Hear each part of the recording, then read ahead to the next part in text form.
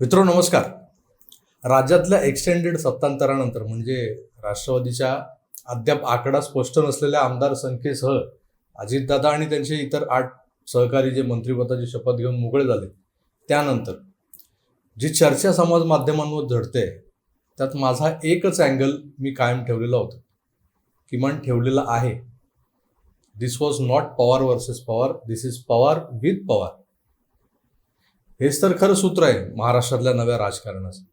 अलीकडे ज्या पद्धतीनं एक एक विषय लोकांसमोर येऊ लागले त्यावरून तरी जनसामान्यांनी या राजकारणाचा सरळ अर्थ लावायला हवा.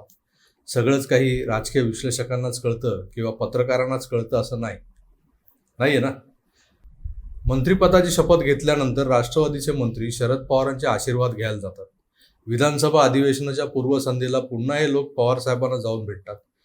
आता या भेटीत साहेब रागानं पुरगटून बसलेत आणि हे 9 लोक माना खाली घालून एक एक करत येऊन साहेबांच्या पाया पडून बाजूला जाऊन उभे राहिले. आणि मग प्रफुल्ल पटेल बोलतात की साहेब तुम्ही पण आता आमच्यासोबत या, आपल्याला पक्ष एकसंघ ठेवायला हवा वगैरे वगैरे. त्यावर पहिल्या भेटीत काहीच न बोललेले पवारसाहेब दुसऱ्या भेटीत बोलतात, अरे आपण त्यांच्या विरोधात लढलोय, आपली विचारधारा वेगळी, त्यांची वेगळी वगैरे वगैरे. मुळात पुतण्या काकाच्या पाठीत खंजीर खुपसून अख्खा पक्ष सोबत घेऊन भाजपला जाऊन मिळाला, हे अजिबातच सहन न करून घेण्यापलीकडचं आहे. एखादा माणूस संतापला असता, पण थोरल्या पवारांचा स्टँड हा नेहमीप्रमाणे चमत्कारिकच होता. ना त्यांनी कोर्टात धाव घेतली, ना निवडणूक आयोगाकडे, ना पक्षावर दावा ठोकला, ना अजून काही. आता ते तर त्या आयोगाला स्वतःच दखल घ्यावीशी वाटली म्हणून त्यांनी दोन्ही गटांना नोटीस पाठवली व फुटलेले पक्ष आहात तुम्ही, तुमचा दावा सिद्ध करा. खुन्नस अशी कुठल्याच गटात दिसली नाही. खरी फूट पडली ती शिवसेनेत. त्या बंडखोरीत एक टशन आहे. आज दोन्ही गट एकमेकांवर खार खाऊन वागतायत. याचं कारण खुद्द शरद पवारांनी सांगितलंय त्यांच्या लोक माझे सांगाती या पुस्तकाच्या सुधारित आवृत्तीत.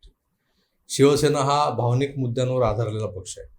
त्या पक्षात भावना, मग त्या राग, लोभ, द्वेष, कुठल्याही भावना, त्या भावनांवर आधारलेल्या एका लॉजिकवर जो हा पक्ष चालत असेल, संघटना चालत असेल, तर त्यातले लोक हे आपल्या पक्षप्रमुखाशी एकनिष्ठ असतात, मनाने जोडलेले असतात.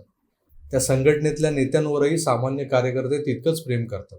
कोणी सोडून गेलं तर त्याचा राग येतो, त्याच्या विरोधात टोकाचा निषेध व्यक्त केला जातो, त्याचे पुतळे जाळले जातात, शिव्या घातल्या जातात. ही जातकुळी शिवसेनेची आहे आणि ती पवारांनी आपल्या निरीक्षणांमधून नोंदवूनही ठेवलेली आहे. शिवसेनेचे पक्षप्रमुख उद्धवजी म्हणून तर त्या मुलाखतीत म्हणाले ना, पवारांना त्यांचे फुटीर लोक जे सोडून गेले ते परत भेटू शकतात, पण माझ्यासमोर आमचे बंडखोर येणारच नाहीत, त्यांची हिंमतच होणार नाही. आता यातली हिंमत वगैरे बाजूला ठेवा, कारण मनभेद यामुळे जर पक्ष सोडून गेले ते कशाला पुन्हा तुम्हाला खुशाली विचारायला येतील. ज्या 40 लोकांना तुम्ही डुक्कर, गद्दार, खोकेबाज काय नको ती विश्लेषणं लावली.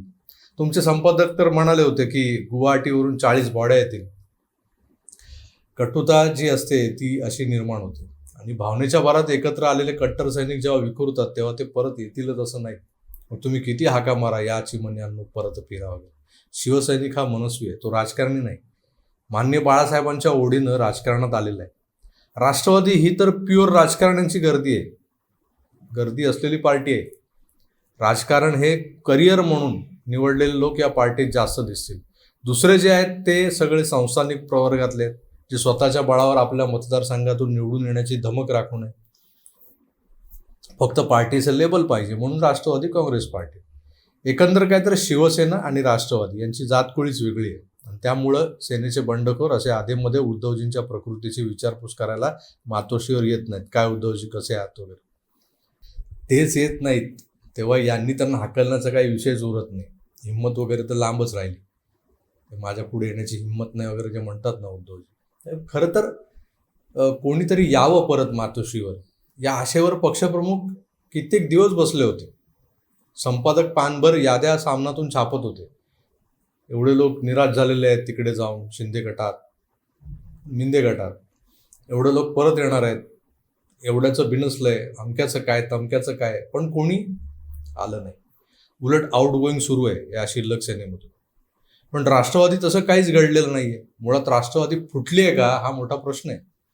इथे पुन्हा तीच थिअरी लागू होते. Pawar with Pawar, not Pawar versus Pawar. मित्रो, परवा नवाब मलिक सारख्या देशद्रोह्यांना मदत केल्याच्या गुन्ह्यात NIAनं आरोपी बनवलेल्या एका माजी मंत्र्याला आरोग्याच्या कारणास्तव जामीन मंजूर होतो. त्याआधी काहीच दिवस मला वाटतं नवाब मलिक यांची मुलगी आणि वकील हे अजितदादांची भेट घेतात. तर हे बिंदू जोडा फक्त तुम्ही. मी हे बिंदू तुमच्यासमोर मांडले, ते फक्त जोडण्याचं काम तुमचं आहे. राष्ट्रवादीतल्या नकली फुटीमागे खुद्द थोरले पवार असतील आणि त्या जी शंका आहे त्या शंकांना आता पुष्टी मिळत चालली. काल पुण्यातल्या गडकरींच्या कार्यक्रमाला अजितदादा उपस्थित होते. कार्यक्रमानंतर अजितदादा कोरेगाव पार्कमधल्या त्या उद्योगपती अतुल चोरडी यांच्या बंगल्यावर पोहोचले. इथे आधीच शरद पवारही येऊन बसलेले होते. तेही त्या शुगर मिलच्या संदर्भात आले होते. मीडियाला याबाबत खबर होतीच, म्हणून त्यांचे असंख्य कॅमेरे चोरडी यांच्या बंगल्याकडे रोखलेले होते. जाताना दादांनी आपल्या सुरक्षेचा ताफा मागे सोडला आणि एकटेच कोरेगाव पार्कला रवाना झाले. बंगल्यात आत घुसताना अजित पवारांची गाडी माध्यमांनी टिपली. तर आज शरद पवारांसह जयंत पाटील आहेत हे सुद्धा अनेकांनी कन्फर्म केलं होतं, कारण ते जाताना दिसले होते. 4:45ला शरद पवार चोरडी यांच्या बंगल्यातून बाहेर पडले. माध्यमांमधल्या आमच्या असंख्य मित्रांनी लगेच फोनाफोनी सुरू केली. शरद पवार निघाले आता आत फक्त जयंत पाटील आणि अजितदादा आहेत. मग तासाभरात जयंत पाटलांची गाडी बाहेर पडली. 6:40 अजितदादा स्वतःची गाडी न घेता, कारण त्यांनी त्यांची गाडी आधी रिकामी पाठवली होती आणि दुसऱ्याच गाडीतून बाहेर पडले. त्यात ते सीटवर, मागच्या सीटवर झोपून कोणालाही दिसू नये अशा बेतानं बाहेर पडले असं सांगितलं जातं. काहींनी तर असंही सांगितलंय की या लपवाछपवीत ड्रायव्हरने गोंधळून गाडी कंपाऊंडच्या गेटला ठोकली. म्हणजे केवढा हा सावळा गोंधळ, केवढी पळापळ.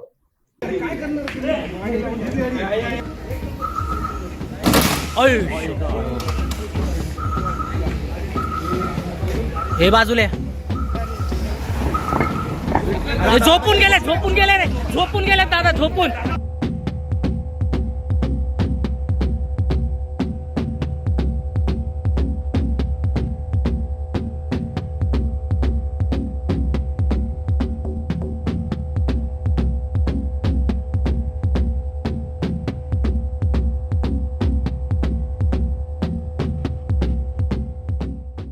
पण मी म्हणतो, का आणि कशासाठी पळापळ, काही लपवाछपवी? लोकशाहीत निवडणुकांच्या राजकारणाला टाळून पुढे जाता येत नाही. त्यामुळे सत्ताधारी आणि विरोधक यांना आपापल्या विजयांसाठी किंवा आपापल्या सर्व्हायवलसाठी जोडतोड ही करावीच लागते. युत्या, आघाड्या, गटबंधन हे यातूनच होतं. पण त्यात जर अशी लपवाछपवी करावी लागत असेल तर तुम्ही कुठल्या तरी कुटील योजनेला मूर्त स्वरूप देण्यासाठी हे सगळं करताय असा दाट संशय येतो. खुल्या दिलानं आणि उघड ध्येय धोरणांसह कुठल्याही पक्षाशी युती केली तर त्यात लपवण्यासारखं काहीच उरत नाही. पण हे लोक मनात काहीतरी काळं बेरं घेऊन कुभांड रचल्यासारखे लपून छपून बैठका का करतात? गाड्या बदलतात, सिक्युरिटी टाळतात, गाडीच्या सीटवर झोपून जातात. चला, हे काय चाललंय काय माझ्या महाराष्ट्रात? कुठल्या लेवलचं राजकारण चाललंय? KGB, CIA, रॉ, मोसाद यासारख्या गुप्तचर यंत्रणांनाही लाजवील असे कारनामे समोर येत आहेत आजकाल. जनतेनं तरीही या सगळ्याला मास्टर स्ट्रोक मानायचं की जो होता है वो अच्छे के लिए होता है असं म्हणायचं? जे होईल ते चांगलंच, फक्त आपल्या नेत्यावर विश्वास ठेवा असं म्हणणारे सोशल मीडियावीर पायलीला 50 पडले. फेसबुकवर एखादी पोस्ट टाका, त्यावर तुटून पडतात हे लोक. यांना खरोखर 40 पैसे देऊन बोलावलेलं असतं का? माहीत नाही, पण यांची बुद्धी तेवढाच विचार करते 40 पैशांच्या त्या चौकटीत.